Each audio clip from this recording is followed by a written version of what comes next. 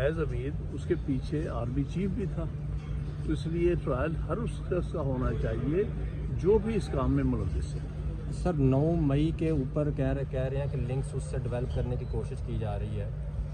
क्या आपको ऐसा लगता है कि इस तरह का कोई केस इमरान खान के ख़िलाफ़ अगर इस तरह की कोई कोशिश की जाती है, इस पर क्या आप एज ए कानूनदान क्या कहेंगे? देखिए ना, पहले ही बहुत सारे झूठे केस इमरान खान के खिलाफ बनाए हुए हैं, दिन रात बनाए जा रहे हैं, और कोई बड़ी बात नहीं है अगर वो फौजी ट्रायल के लिए भी उनकी कोशिश करें।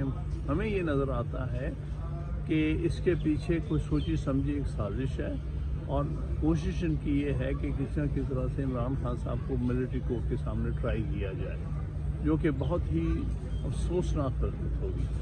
सर ये कहा जा रहा है कि अंसार बासिस, स्पेशली अंसार बासिस की तरफ से, कि पीटीआई तहरीक इंसाफ के 50 के करीब कारकुनान फैज़ हमीद के साथ कॉन्टैक्ट में थे, और साथ ही जेल नेटवर्क भी कहा जा रहा है जो पकड़ा गया, उसमें भी फैज़ हमीद साहब इमरान खान के साथ कॉन्टैक्ट में थे। क्या इसमें कोई सदाकत है इन बातों में, अंसार बासी ने जो उठाए हैं नुकात? देखिए, मुझे क्या पता अंसार अब्बासी की कौन सी सोर्स ऑफ इंफॉर्मेशन है, उसी से पूछा जाना चाहिए कि भाई तुम्हारे पास सोर्स ऑफ इंफॉर्मेशन क्या है, तुम किस बुनियाद पर इस किस्म का बड़ा इल्ज़ाम लगा रहे हो। क्या तुम्हारा भी कोई ख़ास अंदर से ताल्लुक़ है ISI से, तो बात करें कि जी वो खुद ISI से कोई ताल्लुक़ रखता है ताकि उसके पास ये इंफॉर्मेशन है। आमतौर पे किसी और के पास ये इंफॉर्मेशन नहीं हो सकती जब तक कि वो ISI का इंसाइडर ना हो। अच्छा सर, और दूसरी तरफ जो तहकीकात का दायरा वसी किया गया है, उसमें 9 मई के पुरतशद्दुद जो वाक़यात हैं उनको भी इन्वॉल्व किया गया है, और जो कहा जा रहा है कि फैज़ हमीद का कुछ सियासी अनासर के साथ मिली बकत था, ये जो ऑफिशियल स्टेटमेंट है ISPR की तरफ से, क्या ये मिली बकत PTI तहरीक इंसाफ की तरफ भी आ सकता है? इमरान खान साहब को इन्वॉल्व किया जा सकता है?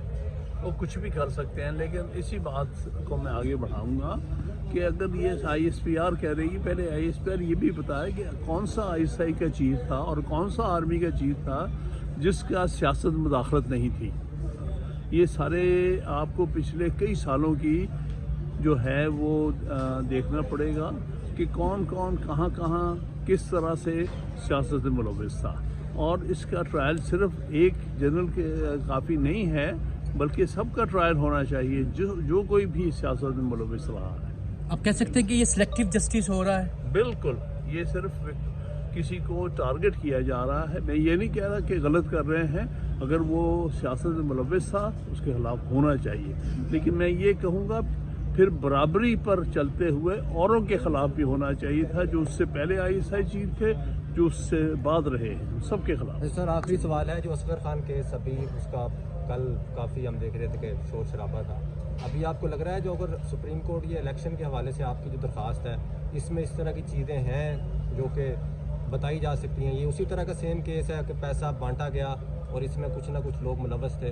ये सुप्रीम कोर्ट की फाइंडिंग है, ये मैं नहीं कह रहा।